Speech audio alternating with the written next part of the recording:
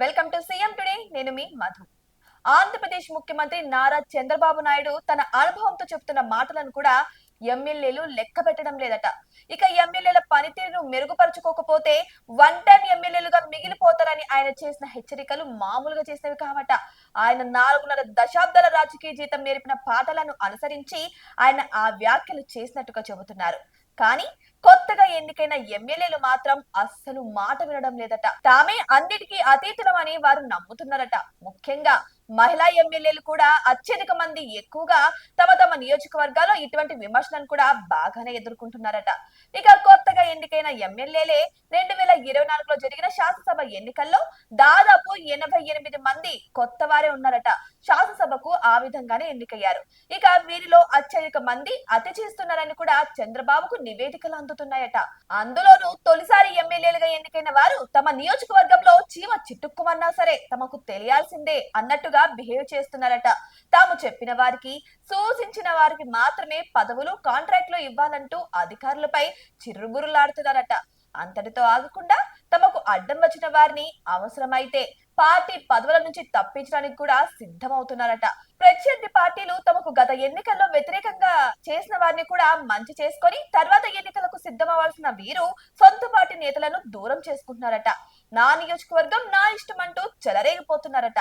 ఇక కడపలో మాధవిరెడ్డి, కడప ఎమ్మెల్యే మాధవిరెడ్డిపై కూడా ఇలాంటి నివేదికలే అందాయట సీఎం చంద్రబాబు నాయుడుకి. ఇక క్యాడర్ ను పట్టించుకోకపోవడం, అంతా తాను చెప్పినట్టే నడుచుకోవాలని హుకుం జారీ చేయడం, పార్టీ నేతలను కూడా లెక్క చేయకపోవడం వంటివి కడప రెడ్డెమ్మపై తెలుగు తమ్ముళ్లు ఆగ్రహంగా ఉన్నారట. అయితే మరోసారి కడప టికెట్ మాధవిరెడ్డికి ఇస్తే తాము పరోక్షంగా అయినా ఓడిస్తామని తెలుగుదేశం పార్టీ నేతలే శపథాలు చేస్తున్నారంటే ఏ స్థాయిలో మాధవిరెడ్డి వ్యవహార శైలి ఉందో మనం అందరం కూడా అర్థం చేసుకోవచ్చు. ఇక కడప నగర టీడీపీ అధ్యక్షుడు శివకొండ రెడ్డిపై హత్యాయత్నం చేసిన వారిని ఆమె చేరదీయడం కూడా విమర్శలకు దారితీస్తుంది. ఇక మాధవిరెడ్డి మాటలు, తీరు సొంత పార్టీ నేతలనే ఇబ్బంది పెడుతున్నాయట. ఇక మహానాడు సక్సెస్ వెనుక తామున్నామన్న ధీమాతో మాధవిరెడ్డి మరింతగా రెచ్చిపోతున్నారని టీడీపీ నేతలే చెబుతున్నారు. అయితే చంద్రబాబు దృష్టిలో మాధవిరెడ్డి పడ్డారని, ఏపీలో కేబినెట్ విస్తరణ జరిగితే మాధవిరెడ్డికి బెట్టు ఖాయమని ఆమె అనుచరులు ప్రచారం చేస్తున్నారు.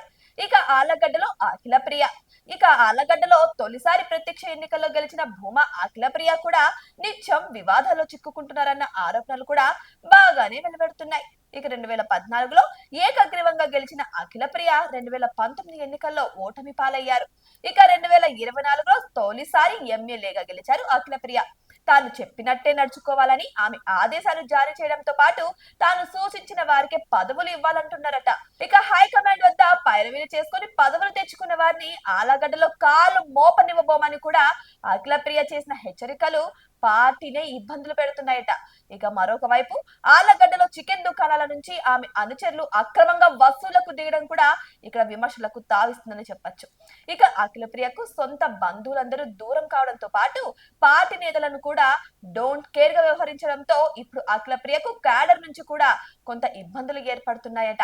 అంతేనా, తనకు చెప్పిన వారికే అక్కడ అన్ని కాంట్రాక్టులు కూడా కావాలని చెప్పి అఖిలప్రియ హైకమాండ్ ఎదిరిస్తుందట.